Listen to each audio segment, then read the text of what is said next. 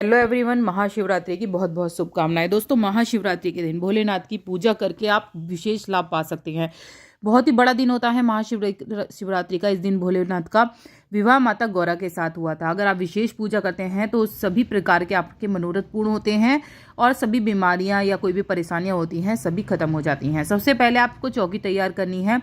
सुबह की पूजा मैं दिखा रही हूँ, शाम की पूजा मैंने डाली है पार्थिव शिवलिंग का अभिषेक। या तो आप दोनों ही पूजा कर सकते हैं या फिर आप सुबह को इस तरह से भी पूजा कर सकते हैं। पार्थिव शिवलिंग अभिषेक भी करना चाहते हैं तो मेरी चैनल पे जाके देख सकते हैं या फिर लास्ट में आएगा उसमें भी देख सकते हैं। तो यहाँ पर मैंने सबसे पहले चावल पर सिंहासन दे दिया है। शिव परिवार की पूजा ही आपको करनी है एक साथ। तो शिव परिवार आपके पास ना हो तो सुपारी के भी बना सकते हैं या फिर आप मिट्टी के भी बना सकते हैं, जैसे मैंने वीडियो में दिखाया है पहले वाली। तो यहाँ पर मैंने चावल पे शिव परिवार को आसन दे दिया है, माता गौरा को चुन्नी अर्पित कर दी है, तिलक लगा दिया है, एक जल का लोटा स्थापित कर दिया है। जल का लोटा दोस्तों इसलिए स्थापित करा जाता है, सभी देवी देवताओं का इसमें वास होता है, तो हमें उन्हें देवी देवताओं को आमंत्रित करके इसकी पूजा करनी है महाशिवरात्रि की। तो इस तरह से मैंने कलश स्थापित कर दिया है। कलश में स्थापित करके और सतिया बना दीजिएगा। और इसमें फिर मैंने तिलक लगा दिया है, सभी को जनेऊ अर्पित कर दिया है। भोलेनाथ को, गणेश जी को आप जनेऊ अर्पित कर दीजिए, दोनों को ही जनेऊ अर्पित कर दीजिए। फिर माला अर्पित कर दीजिए, फूल हैं तो आप फूल भी अर्पित कर सकते हैं। तो मैंने यहाँ पर फूलों की माला पहना दी है। इसके अलावा दोस्तों वस्त्र तौर पर आप कलावा अर्पित कर सकते हैं। अगर आप स्नान कराना चाहते हैं, मान लीजिए आपके पास शिवलिंग नहीं है, आप पार्थिव शिवलिंग अभिषेक भी नहीं करना चाहते हैं, तो आप जो तस्वीर है उस पर ही हल्का सा छुआकर स्नान करा सकते हैं। तो इस तरह से भी आप कर सकते हैं, या फिर आप मंदिर में जाकर शिवलिंग अच्छे से अभिषेक कर आइए, वो भी आपका मान्य होता है। यहाँ पर मैंने माता को चुन्नी उड़ा दी है।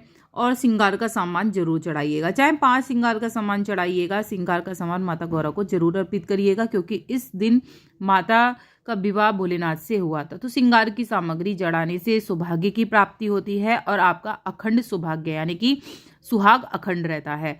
तो यहाँ मैंने वो चढ़ा दी थी माला। अब मैं सभी देवी देवता हमारे कलश में होते हैं तो यहाँ पर मैं उनको भी माला अर्पित कर दूंगी। तो आप माला भी अर्पित कर सकते हैं या फिर आप फूल अर्पित कर दीजिए, तो कोई बात नहीं है, इस तरह से अर्पित कर लीजिए। आपने क्या बनाया है ये बताइएगा मुझे। खीर बनाई है, क्या बनाया, क्योंकि इस दिन तो व्रत रखा जाता है। या फिर आप मखाने की खीर बना सकते हैं, दूध की बर्फी मंगवा सकते हैं। वैसे मेरे हिसाब से आप घर में ही बनाए तो बहुत ही अच्छा है। चावलों की खीर भी बना लीजिए, लेकिन आपको खानी नहीं है, बस भोग लगा सकते हैं आप। या फिर आप जैसे कि मैंने बताया मखाने की खीर बना लीजिए। दूध की से बनी मिठाइयों का विशेष महत्व होता है। भोलेनाथ को मैंने यहाँ पर पत्ते अर्पित करे हैं, बेलपत्र अर्पित करे हैं, भांग के पत्ते अर्पित करे हैं, समी के पत्ते अर्पित करे हैं। थोड़ा थोड़ा मैंने जैसे कि जौ अर्पित करे हैं, गेहूँ अर्पित करे हैं। यहाँ मैं भोग अर्पित कर रही हूँ, बेर अर्पित कर रही हूँ। और इसी तरह से आपको ये पूजा करनी है। तो जौ अर्पित करिए, काले तिल अर्पित करिए, अनाज में गेहूँ अर्पित कर सकते हैं। ये सभी चीज़ें जरूर अर्पित करें। फिर इसके बाद आरती उतारें और आरती करें।